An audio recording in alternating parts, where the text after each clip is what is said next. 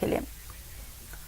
और खबरों में आगे बढ़ेंगे। पुलिस जांच एजेंसियों का तीसरा राष्ट्रीय सम्मेलन आयोजित किया जा रहा है। जयपुर में बीपीआरडी मुख्यालय में ये आयोजन हो रहा है। सम्मेलन में देश की पुलिस जांच एजेंसियां शामिल हो रही हैं। समापन समारोह में राज्यपाल कलराज मिश्र शामिल हुए। केंद्रीय गृह राज्य मंत्री नित्यानंद राय इसका उद्घाटन करेंगे। तो देखा हो पुलिस किस प्रकार से उस समय काम की, एक एक उदाहरण देखिए आपके पास।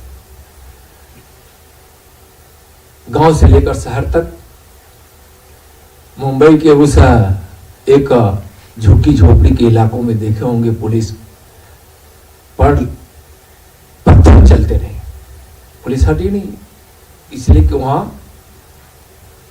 कोविड को पहुंचाना था, कोई डॉक्टर को पहुंचाना था। कोविड पॉजिटिव लोगों को वहां से निकालकर एम्बुलेंस के माध्यम से अस्पताल तक ले जाना था। दिल्ली में देखे होंगे, गांव में देखे होंगे, और हर जगह पुलिस कामयाब रही है। पुलिस एक कदम पीछे नहीं हटी। अपमान भी सही है, पत्थर भी सही है, लोगों की गालियां भी सही है, और न जाने कितनी कितनी और कितने प्रकार से और तरीके से आपको रोकने का या फिर आपको निराशा में लाने का, आपकी कामयाबी को असफलता में बदलने का कितना प्रयास हुआ है। कारण जो भी हो, हम उसके पीछे नहीं जाना चाहते। हो सकता है कि लोगों के बीच उतनी जागृति नहीं रही हो, लोग दूसरे तरीके से इसको ले आओ, लेकिन उसमें जो आपने कामयाबी हासिल की है उसके लिए मैं यहाँ आप लोगों की जितनी भी प्रशंसा करूँ वह कम है। और इस प्रशंसा को मैं ही नहीं, भारत के लोकप्रिय प्रधानमंत्री और एक दृढ़ संकल्प वाले गृह मंत्री जी भी जब आपकी चर्चा करते हैं तो उस समय प्रशंसा करते थकते नहीं है, चाहे वो विषय उस सम्मेलन का, उस कार्यक्रम का नहीं हो, लेकिन इसको जरूर समाहित करते हैं। कुछ आवश्यकताएं हैं कि आपदा तो अपने देश में क्या दुनिया में विभिन्न प्रकार की होती है, विभिन्न स्थितियों में होती है। अब जैसे कि परमाणु, जैविक और रासायनिक आपात की स्थिति अगर आती है तो उसमें आपको प्रशिक्षण चाहिए। उसमें ज्यादा से ज्यादा प्रशिक्षण अभी गृह मंत्रालय ने कई जगहों पे किया है।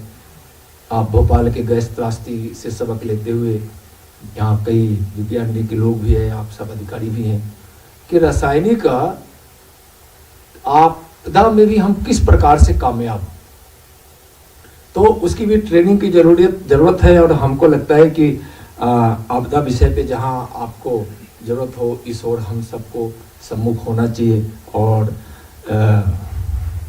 उसकी ट्रेनिंग या उसकी तकनीक या जिस चीज की आवश्यकता हो, एकदम नीचे से ऊपर स्तर तक इस पे विचार करना चाहिए।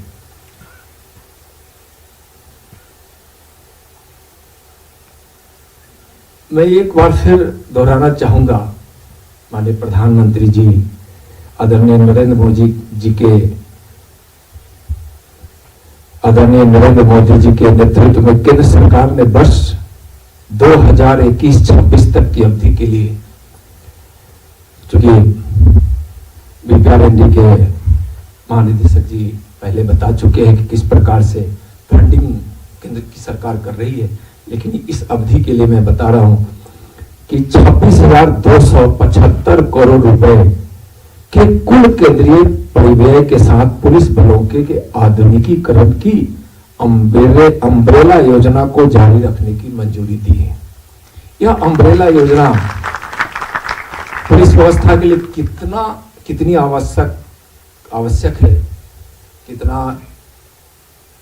है, कितनी इसकी आवश्यकता है, शायद हम सब समझते हैं। और यहाँ इतने उच्च अधिकारी बैठे हैं, अम्ब्रेला स्कीम को आप सब जानते हैं। माननीय प्रधानमंत्री जी पुलिस से संबंधित किसी भी कार्यक्रम में स्मार्ट पुलिसिंग की बात करते हैं, डीजीपी कॉन्फ्रेंस हो या किसी अन्य विषयों पर हो, और बार बार उनका ध्यान स्मार्ट पुलिसिंग की तरफ रहता है।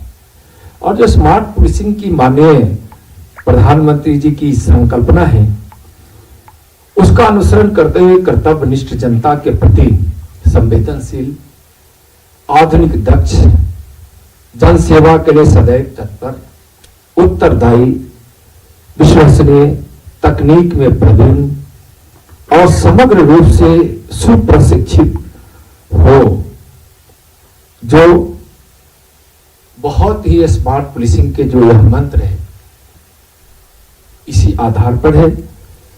और स्मार्ट पुलिसिंग की तरफ मारो राजस्थान में फिलहाल इतना ही। खबरों का सिलसिला लगातार जारी है।